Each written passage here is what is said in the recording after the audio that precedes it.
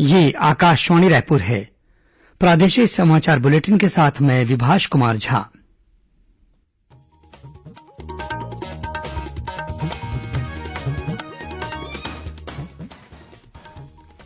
और अब पेश है आज के मुख्य समाचार। राज्य विधानसभा का 2 दिवसीय विशेष सत्र कल से शुरू होगा। राज्य मंत्रिपरिषद की आज हुई बैठक में औद्योगिक नीति में संशोधन के प्रस्ताव को दी गई मंजूरी। साथ ही जल जीवन मिशन से संबंधित सभी टेंडरों को निरस्त किया गया। कोरबा जिले में आज फिर हाथी के एक बच्चे का शव मिला। बीते 5 महीनों में प्रदेश में 14 हाथियों की मौत के मामले सामने आए। और बस्तर दशहरे के तहत आज अदा की जाएगी भीतर रहने की रस्म। कोरोना महामारी के खिलाफ देश एकजुट होकर लड़ रहा है। आप भी हमारे साथ सुरक्षा और बचाव के 3 आसान एहतियाती उपायों का संकल्प लें।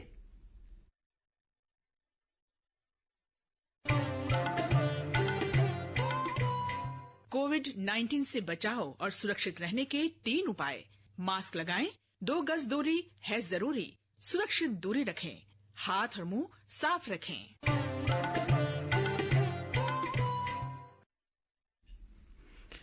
और अब समाचार विस्तार से। छत्तीसगढ़ विधानसभा का 2 दिवसीय विशेष सत्र कल से शुरू होगा। इस विशेष सत्र के दौरान संसद में हाल ही में पारित किए गए कृषि सुधार से संबंधित 3 विधेयकों के संबंध में एक संशोधन विधेयक पेश किया जाएगा। आज हुई राज्य मंत्रिमंडल की बैठक में विधानसभा के इस विशेष सत्र के दौरान प्रस्तुत किए जाने वाले छत्तीसगढ़ कृषि उपज मंडी संशोधन विधेयक के प्रारूप का अनुमोदन किया गया। इस बीच कल से शुरू हो रहे छत्तीसगढ़ विधानसभा के इस विशेष सत्र को लेकर आज भाजपा विधायक दल की बैठक हुई।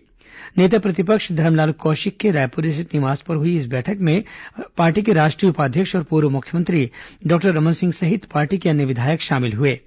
बैठक में राज्य सरकार द्वारा पेश किए जाने वाले संभावित नए कृषि विधेयक पर पार्टी की रणनीति को लेकर चर्चा हुई।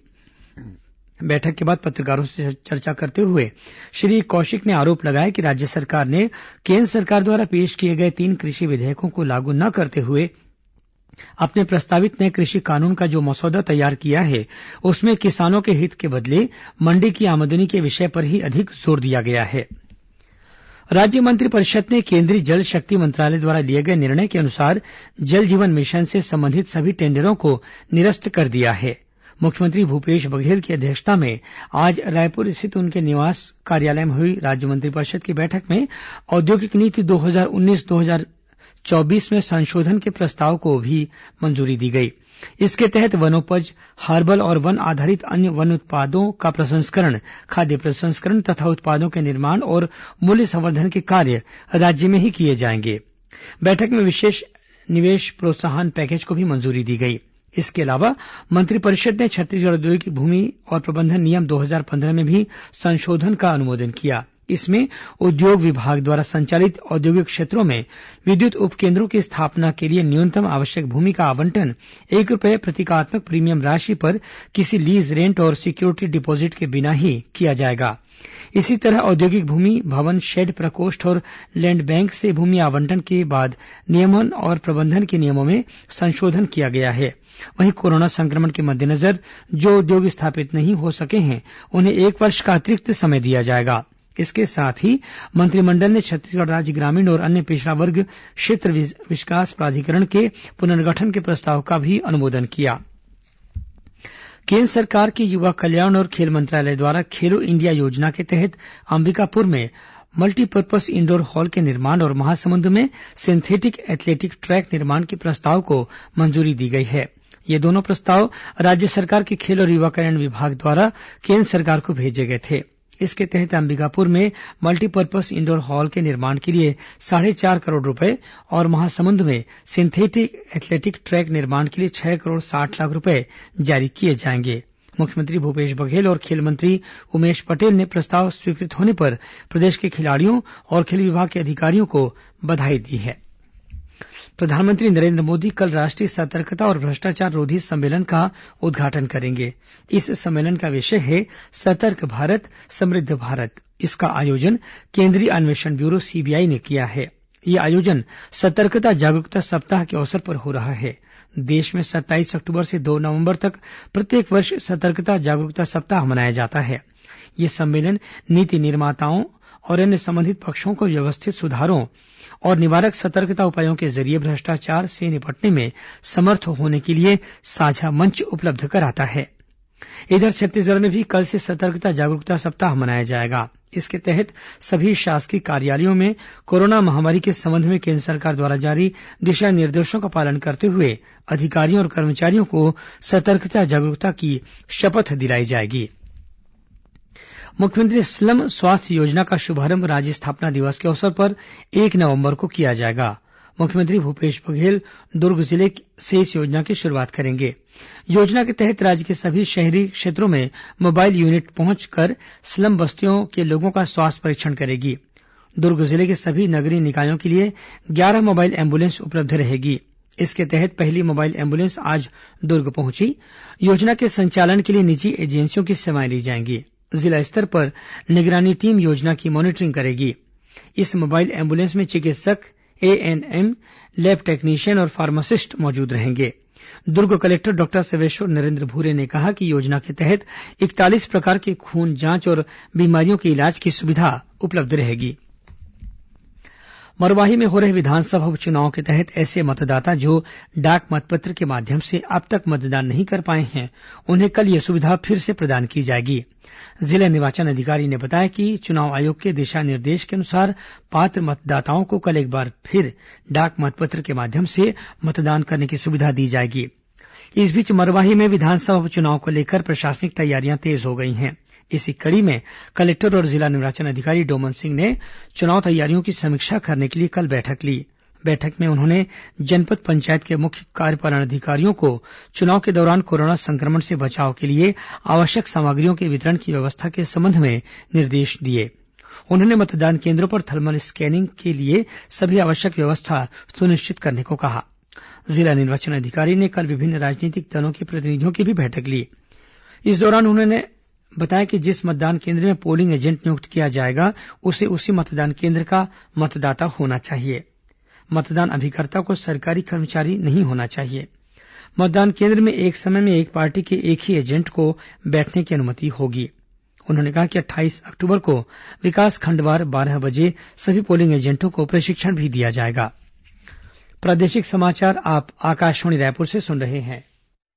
छत्तीसगढ़ की खबरों से है आपका वास्ता और खबरों की विश्वसनीयता से है हमारा वास्ता। आकाशवाणी समाचार रायपुर के प्रादेशिक समाचार बुलेटिन के साथ ही हमारे समसामयिक कार्यक्रम आप रेडियो के अलावा अपने मोबाइल पर भी सुन सकते हैं। आकाशवाणी समाचार फेसबुक, ट्विटर और यूट्यूब पर भी उपलब्ध है। हमारा Facebook page Chhattisgarh news on AIR, Twitter handle CGAIR news और हमारा यूट्यूब चैनल है छत्तीसगढ़ AIR न्यूज। तो अब रेडियो के साथ ही आपके मोबाइल के जरिए भी हम पहुंच रहे हैं आप तक। छत्तीसगढ़ की हर खबर के लिए सुनते रहिए आकाशवाणी समाचार।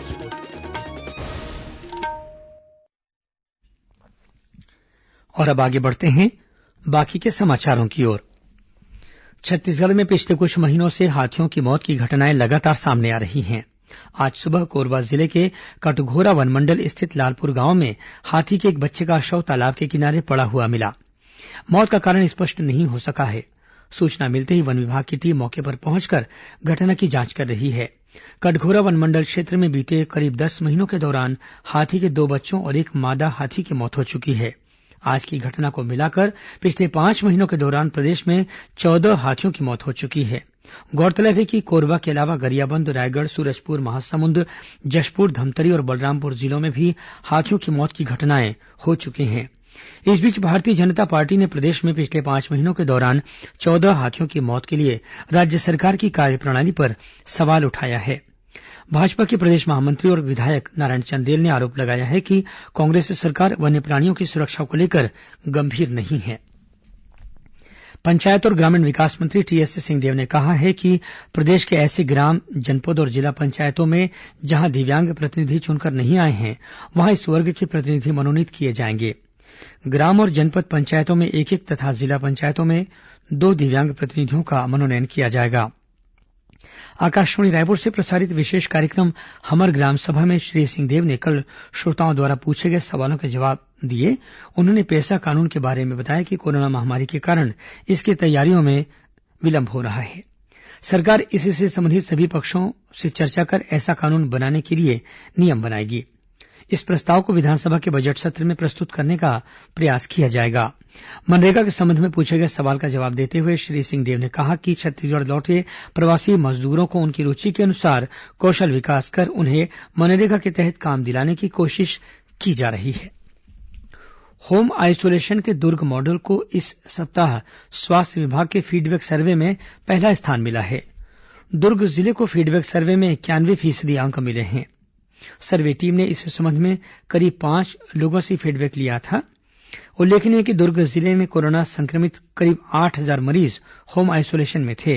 इस बीच पूर्व अंतर्राष्ट्रीय क्रिकेट खिलाड़ी राजेश कुमार चौहान ने लोगों से कोरोना से बचाव के लिए आवश्यक सावधानी बरतने की अपील की है। मैं आप सबसे एक रिक्वेस्ट करना चाहता हूं सारे प्रदेशवासियों से, इससे बचने के लिए भारत सरकार ने गाइडलाइन हमें दी है। हम क्रिकेट खेलते हैं, उसमें भी हम सेफ्टी गार्ड और सेफ्टी इक्विपमेंट यूज करते हैं। ये तो बहुत बड़ी महामारी है, जीवन मरण का प्रश्न है। मैं उम्मीद करता हूं कि जो ये 3 गाइडलाइन सरकार चाह रही है कि हम उसको फॉलो करें, आप बिल्कुल करें। मास्क लगाएं, सैनिटाइजर का यूज करें और सोशल डिस्टेंसिंग बनाए रखें, जिससे हमें इस बीमारी से लड़ने की एक मदद मिलेगी। हम इससे एक बहुत छोटे रूप में सरकार की भी मदद करेंगे। तो आप सबसे रिक्वेस्ट है कि इस गाइडलाइन को यूज करें और अपने आपको इस बीमारी से बचाएं, इसे दूर रखें, अपने को, अपने परिवार को। प्रदेश में बीते 24 घंटों के दौरान हुए अलग अलग सड़क हादसों में 5 लोगों की मौत हो गई, वहीं 4 अन्य लोग घायल हो गए।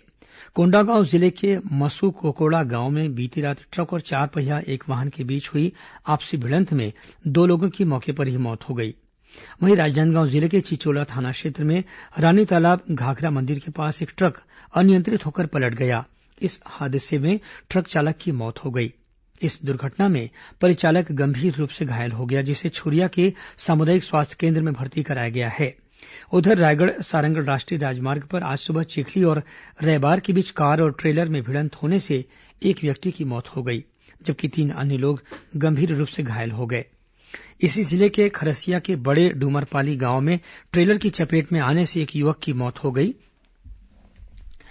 बुराई पर अच्छाई और असत्य पर सत्य की जीत का प्रतीक दशहरा पर्व आज भी छत्तीसगढ़ में श्रद्धा और उल्लास के साथ मनाया जा रहा है। राजनांदगांव जिले में अब से कुछ देर बाद राष्ट्रीय दशहरा उत्सव समिति की ओर से स्टेट हाई स्कूल मैदान में 10 फीट के रावण के पुतले का दहन किया जाएगा। समिति के पदाधिकारी ने बताया कि रावण दहन कार्यक्रम का सीधा प्रसारण सोशल मीडिया, फेसबुक और व्हाट्सएप पर किया जाएगा, जिससे लोग घर बैठे देख सकेंगे। इस बार कोरोना संक्रमण को देखते हुए प्रशासन ने रावण दहन के कार्यक्रम के लिए दिशा निर्देश जारी किए हैं। इसके तहत दशहरा मैदान में केवल रावण के पुतले का दहन किया जाएगा। आयोजन स्थल पर आगंतुकों का विवरण दर्ज करने के लिए रजिस्टर रखा जाएगा। सभी लोगों को मास्क पहनना अनिवार्य होगा। जिला प्रशासन द्वारा पूरे कार्यक्रम की वीडियोग्राफी भी कराई जाएगी। इस बीच राजनांदगांव स्थित पुलिस लाइन में आज पुलिस अधीक्षक डी श्रवण और अन्य पुलिस अधिकारियों ने शस्त्र पूजा कर लोगों की रक्षा का संकल्प लिया। वहीं महासमुंद जिले में भी विजयादशमी के अवसर पर रक्षित केंद्र पुलिस लाइन परसदा सहित जिले के सभी थाना और चौकियों में शस्त्र पूजन किया गया।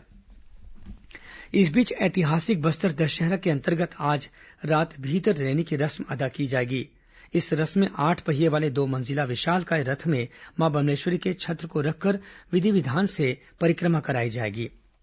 परंपरा के अनुसार इस रथ को चोरी कर आदिवासी कुंभड़कोट के जंगल ले जाएंगे। इससे पहले कल रात मावली परघाव की रस्म अदा की गई। पूजा विधान कुटरूबाड़ा के पास पूरी हुई। वहीं मावली माता की डोरी और मां दंतेश्वरी का छत्र दंतेवाड़ा से सुसज्जित वाहन में जगदलपुर पहुंचा।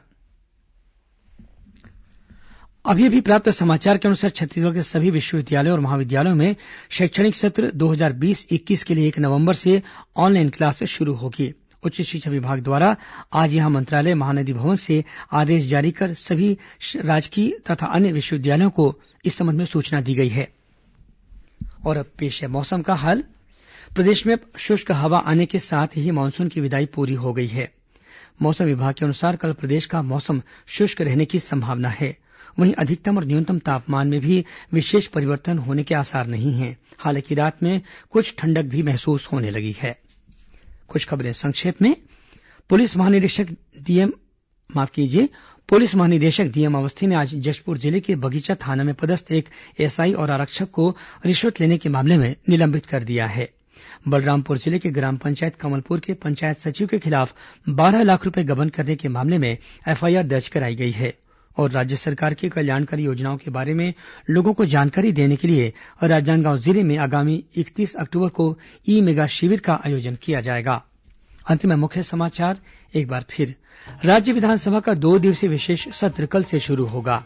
राज्य मंत्रिपरिषद की आज हुई बैठक में औद्योगिक नीति में संशोधन के प्रस्ताव को दी गई मंजूरी। साथ ही जल जीवन मिशन से संबंधित सभी टेंडरों को निरस्त किया गया। कोरबा जिले में आज फिर हाथी के एक बच्चे का शव मिला। बीते 5 महीनों में प्रदेश में 14 हाथियों की मौत के मामले सामने आए। और बस्तर दशहरे के तहत आज अदा की जाएगी भीतर रैनी की रस्म। इसी के साथ प्रादेशिक समाचार बुलेटिन समाप्त हुआ। नमस्कार।